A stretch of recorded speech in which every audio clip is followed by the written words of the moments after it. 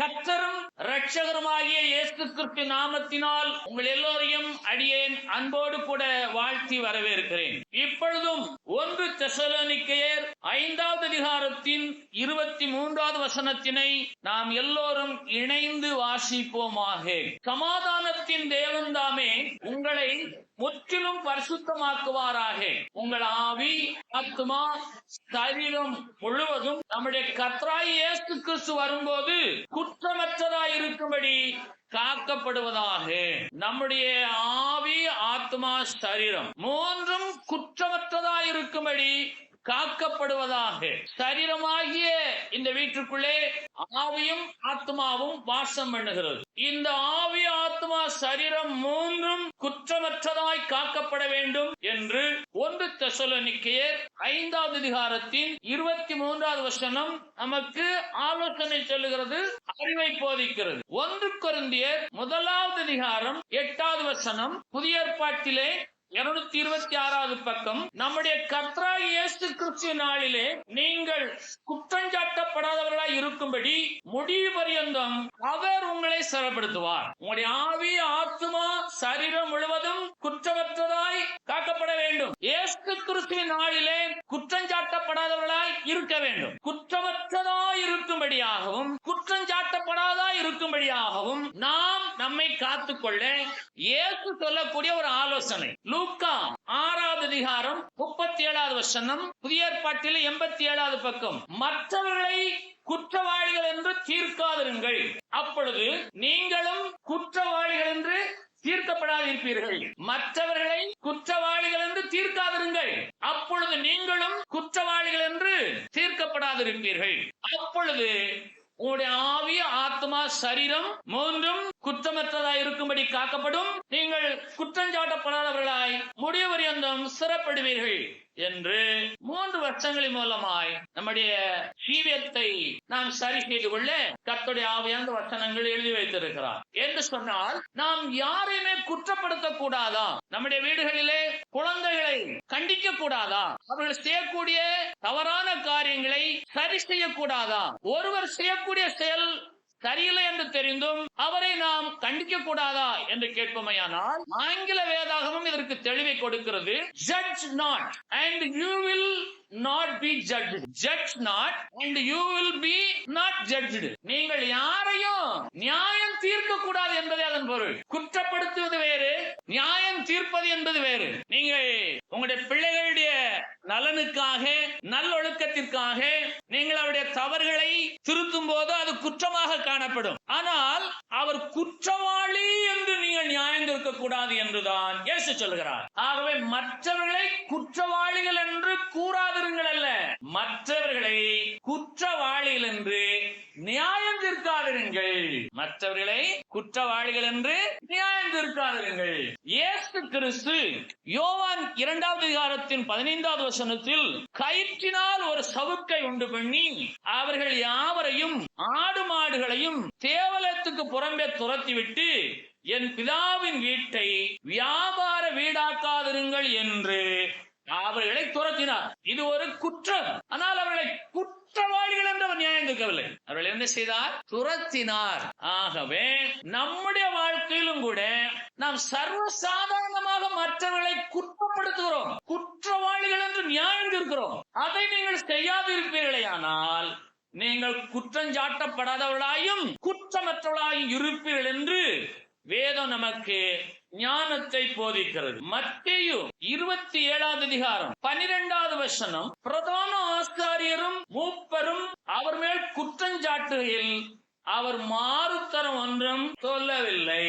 இயேசு கிறிஸ்துவின் மேலே பிரதான ஆசாரியரும் மூப்பரும் குற்றஞ்சாட்டுகையிலே அவர் மாறுத்தரம் ஒன்றும் சொல்லவில்லை.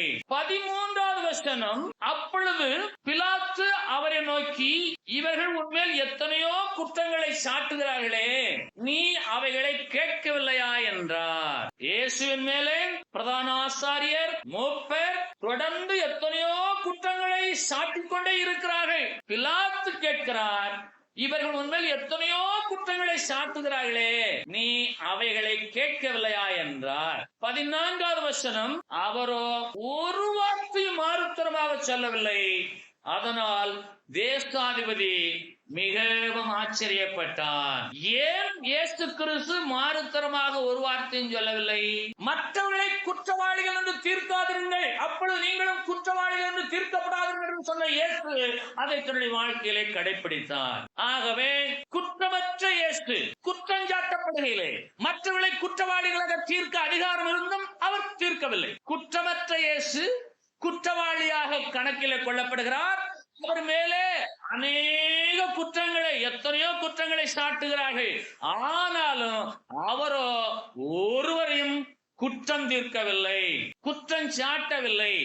மாறாக அவர் ஒன்றும் பேசவில்லை. ஆகவே தேசாதிபதியாகிய பிலாத்து இதை கண்டு மிகவும் ஆச்சரியப்படுகிறார். அவர் மாறுத்தரம் ஒன்றும் சொல்லவில்லை, அவர் மாறுத்தரமாக ஒரு வார்த்தை பேசவில்லை, மௌனமாக இருந்தார். லூக்கா 23வது அதிகாரம் 32வது வசனம், பக்கம் 121. குற்றவாளிகளாகிய வேற 2 பேரும் அவரோட கூட கொலை செய்யப்படுவதற்கு கொண்டு போகப்பட்டார்கள்.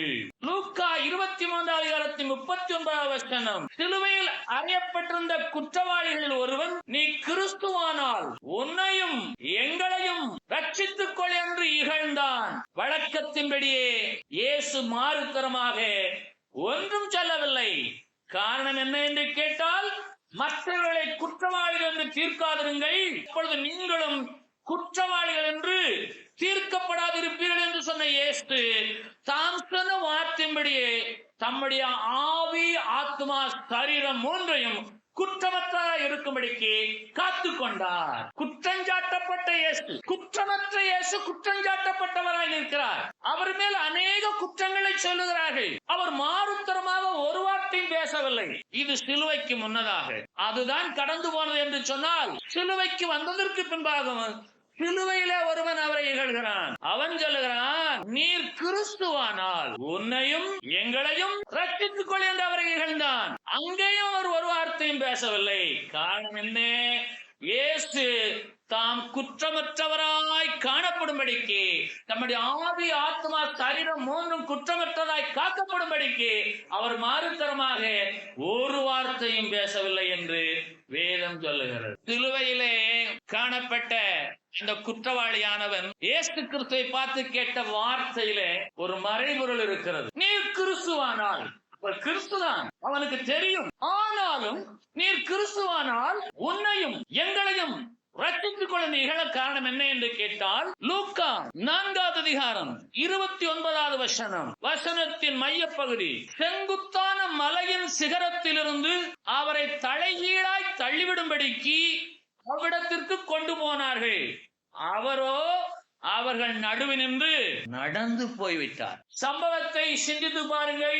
இயேசுவை கொலை செய்யும்படிக்கு செங்குத்தான மலை, அதிலே ஒரு உயர்ந்த சிகரம், அங்கே இருந்து அவரை தலைகீழாய் தள்ளிவிட வேண்டும் என்று சொல்லி திரளான ஜனங்கள் அவரை மலை உச்சிக்கு, அந்த சிகரத்தை உச்சிக்கு கொண்டு போகிறார்கள். அவரோ வென்றால் அவர்கள் நடுவில் நின்று கடந்து நடந்து போனார். எப்படி போயிருப்பார் யோசித்து பாருங்கள். மலை உச்சியிலே தலைகளை தள்ளிவிடும்படிக்கு கொண்டு போகப்பட்ட இயேசு, அவரோ அவர்கள் நடுவில் நின்று நடந்து போய்விட்டார். கடந்து போய்விட்டார் என்று சொன்னால் வெட்ட வெளியிலே நடந்து சென்றார். தியானித்து பாருங்கள். இப்படிப்பட்ட அற்புதத்தை செய்த கிறிஸ்துவாகி நீர் இப்போதும் கிறிஸ்துவானால் உன்னையும் என்னையும் எங்களையும் விடுவிக்கலாமே, ரட்சிக்கலாமே என்று சொன்னார். அன்றைக்கு மலையின் உச்சியில இருந்து தலையில தள்ளிவிடும்படியால் ஒரு கூட்டத்தார் உன்னை கொண்டு சென்றார்கள். நீ அங்கே இருந்து நடந்து கடந்து போனாய். இப்போது ஏன் சிலுவையில தொங்கிக் கொண்டிருக்கிறாய்? உன்னையும் விடுவிக்கலாம், எங்களையும் விடுவிக்கலாம், ஏன் அதை செய்ய மாட்டேங்கிறாய் என்று இகழ்ந்தார். யோவான் 8வது அதிகாரம் 59வது வசனம், பக்கம் 139, அவர் மேல் எரியும்படி கல்லுகளை எடுத்துக் கொண்டார்கள். இயேசு மறைந்து அதன் நடுவே கடந்து தேவாலயத்தை விட்டு போனார். அவர் மேல் கல்லுகளை எரியும்படி எடுத்துக்கொண்டார்கள்.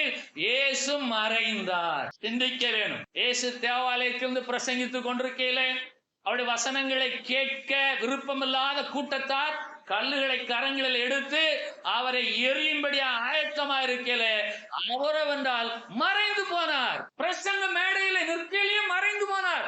மறைந்து போன அவரை காணவில்லை என்று சொல்லி இவர்கள் ஆச்சரியப்படுகையிலே அவர்களுக்கு பின்பாக தேவாலயத்தின் மத்திய பகுதியிலே தோன்றி அவர் நடந்து கடந்து போனார். இந்த இரண்டு சம்பவங்களை நீங்கள் தியானித்து பாருங்கள்.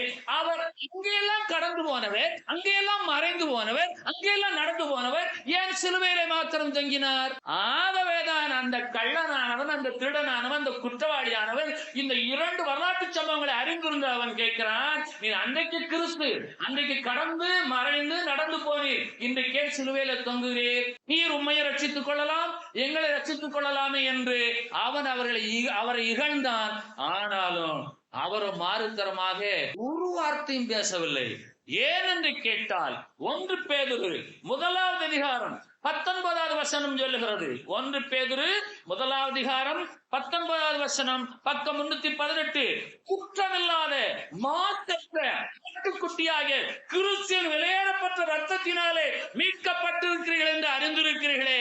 குற்றமில்லாத மாசற்ற ஆட்டுக்குட்டியாக இயேசு கிறிஸ்து ரத்தத்தினாலே நாம் மீட்கப்படும்படிக்கு அவர்கள் ஒருவரையும் குற்றவாளிகள் என்று நியாயந்திருக்கவில்லை. ஏன் என்று கேட்டால் அவர் நியாயந்திருப்பாரையானால் இவர் குற்றவாளியாகி போவார். குற்றவாளியான இவர் நிமித்தமாய் குற்றமற்ற மாசற்ற ஆட்டுக்குட்டியின் ரத்தம் உண்டாகாது. ஆகவே இயேசு மாறுத்தரமாக ஒரு வார்த்தையும் பேசாத ரகசியம் என்ன என்று கேட்டால் அவர் தன்னைத்தானே குற்றமற்றவராய் காத்துக் கொள்ளும்படிக்கு அவர் ஒருவரையும் குற்றப்படுத்தவில்லை.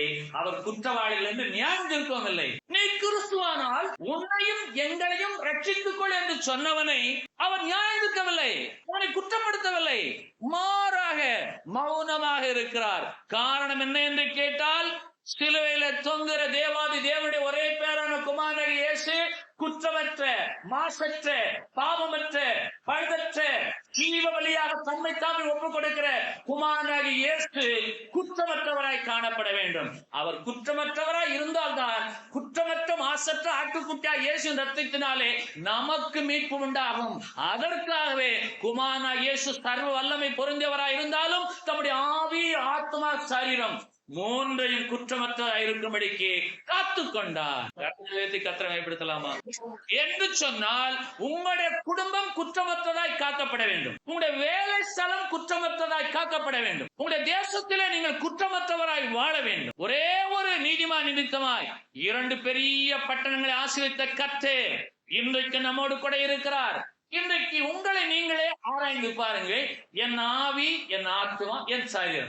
என் சரீரம் குற்றமற்றது. நான் எந்த திருடுத்தனமும் செய்யவில்லை, நான் புகைப்பிடிக்கவில்லை, மது அருந்தவில்லை, தவறான எந்த காரியமும் செய்யவில்லை.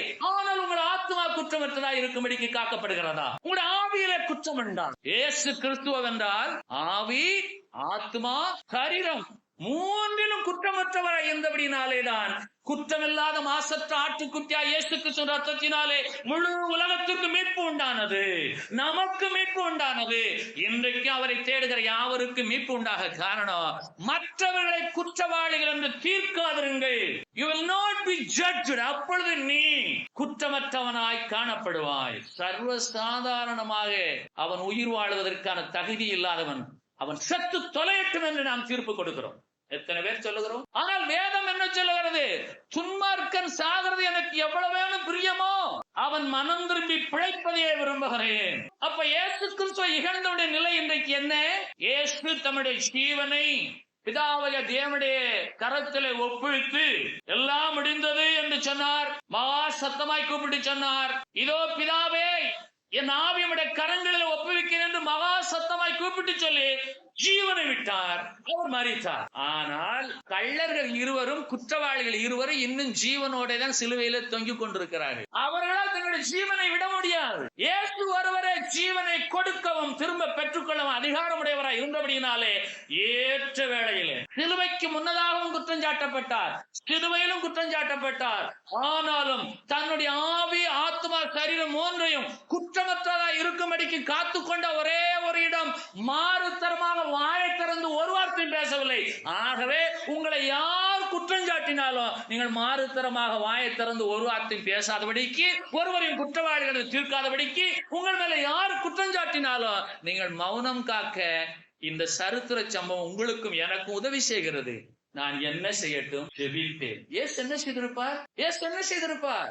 எப்போதும் அவர் மௌனமாய் இருக்கையில ஆவியில தேவனாய் கர்த்தரை நோக்கி ஜெபித்துத்தான் இருந்திருக்க வேண்டும். இந்த குற்றவாளியானவன் என்னை இகழ்கிறான், ஆனாலும் பிதாவே இவனையும் நீ மன்னியும் சொல்வாரா, சொல்ல மாட்டாரா? அப்ப நன்றாக கவனிங்க. கிறிஸ்தவ வாழ்க்கையில பிக்கஸ்ட் பாண்டேஜ், ஒரு பெரிய கட்டு என்ன என்று கேட்டால் மன்னிக்க முடியாத சுபாவம்.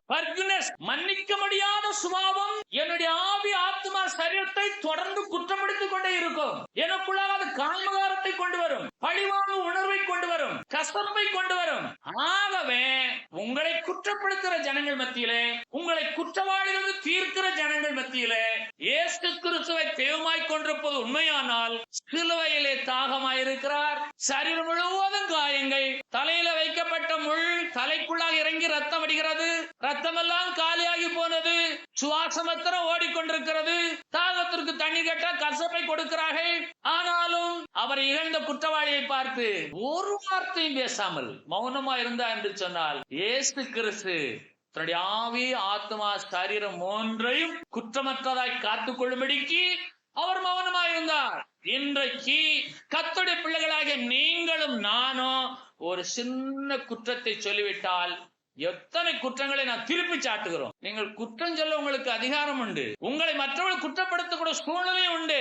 ஆனாலும் அவர் வாயை திறவா இருந்தார். மயிரத்தரிக்கிறதுக்கு முன்பாக நிற்கப்படுகிற ஆட்டை போல அவர் வாயை திறவா இருந்தார் என்று ஏசாயா சொல்கிறார். ஆகவே கர்த்தருடைய பிள்ளைகளாக நீங்களும் நானும் இந்த நாளிலே இருந்து நம்ம மேல வரக்கூடிய குற்றங்கள், சுமைகள், பாரங்கள், வேதனைகள் எதுவாக இருந்தாலும் வாயை திறவாமல், மத்தேயு 27:4 சொல்லுகிறது, குற்றமில்லாத ரத்தத்தை நான் காட்டிக் கொடுத்ததனால் பாவம் செய்தேன் என்று சொல்லி மத்தேயு 24 யூதாஸ் காரியத்தை சொன்னான். மத்தேயு 27:4 குற்றமில்லாத ரத்தத்தை நான் காட்டிக் கொடுத்தேன். லூக்கா 23:4 பக்கம் 120 அப்பொழுது பிலாத்து பிரதான ஆசாரியர்களையும் ஜனங்களை நோக்கி, இந்த மனுஷனிடத்தில் நான் ஒரு குற்றத்தையும் காணவில்லை என்றார். யூதாஸ் காரியத்தை சொல்லுகிறார், குற்றமில்லாத ரத்தத்தை நான் காட்டிக் கொடுத்தேன் என்று சொல்லி. பிலாத்து சொல்லுகிறார், இந்த மனுஷனிடத்தில் நான் ஒரு குற்றத்தையும் காணவில்லை என்று சொல்லி.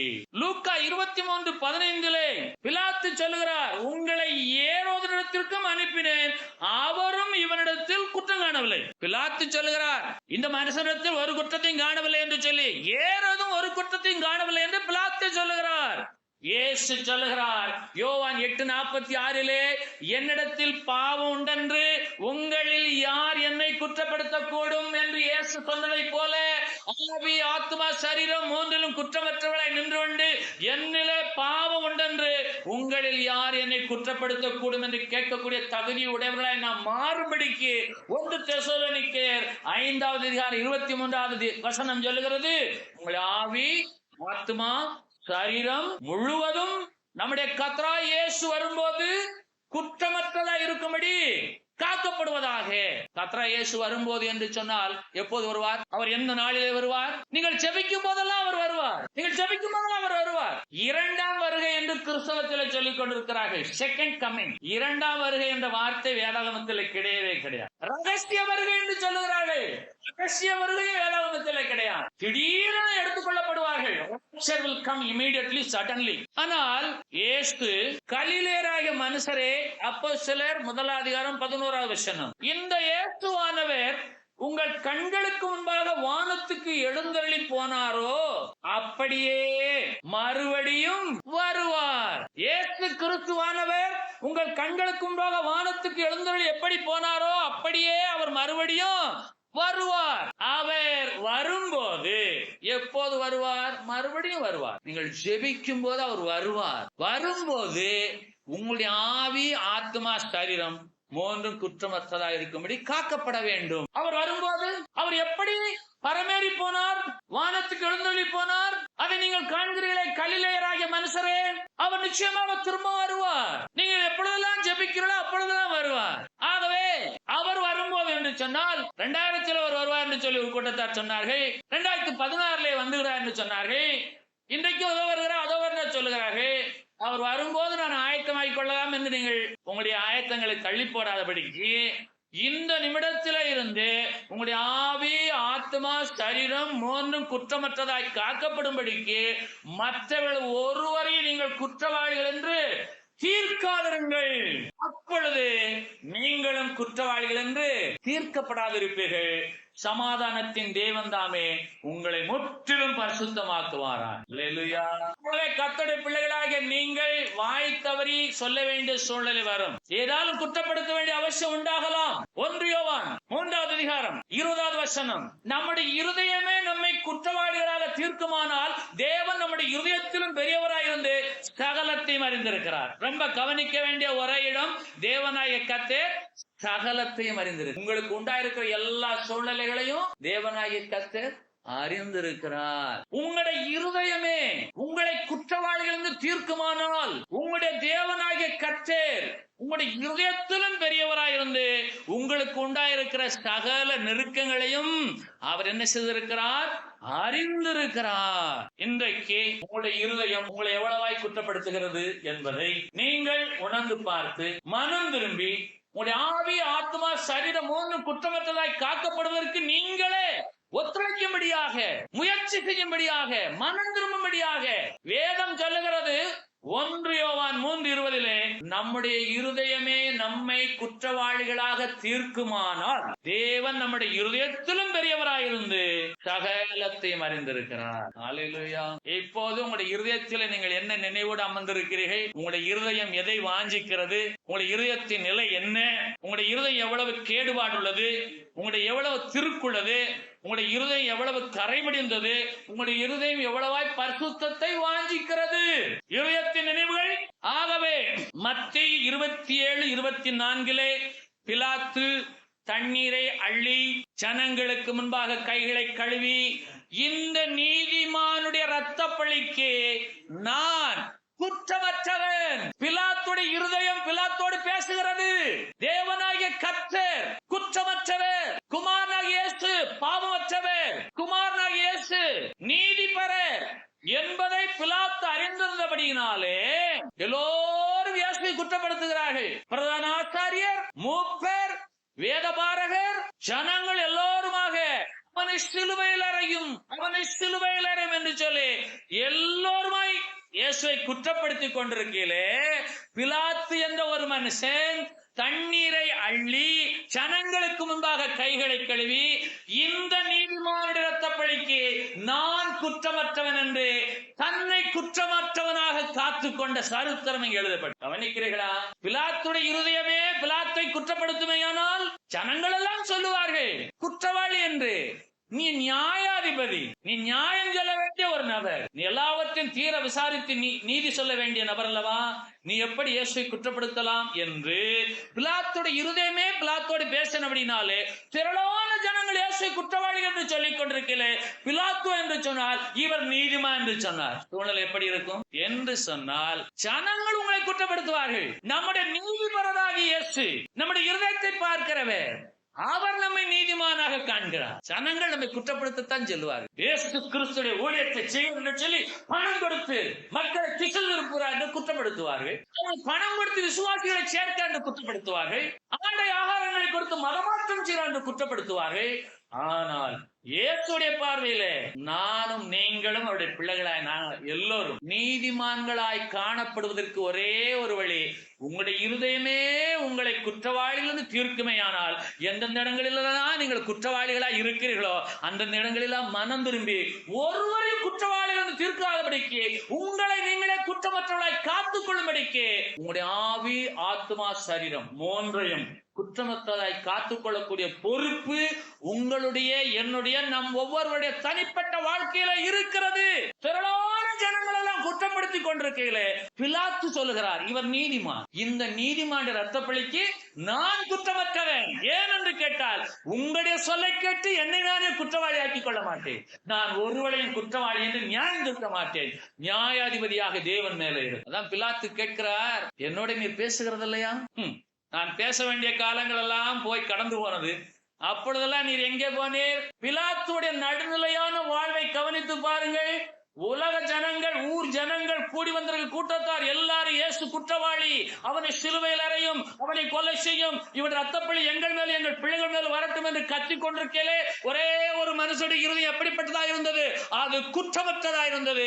ஆகவேதான் நீதிமான் இயேசு என்று சொல்லி பிலாத்து இயேசுவை குறித்து சாட்சி கொடுத்தார். இன்றைக்கும் நீதிமன்றத்திலே ஒரு தூக்கு தண்டனை கைதிக்கு தண்டனை வழங்கும் போது அந்த தூக்கு தண்டனை என்று எழுதப்பட்ட அந்த பேனாவை எடுத்து அந்த நீதிபதி முறித்து விட்டு அங்கேயே அவர் கைகளை கழுவுறது இன்றைக்கும் சட்டத்திலே நடைமுறையாக இருக்கிறது நீதிமன்றத்திலே.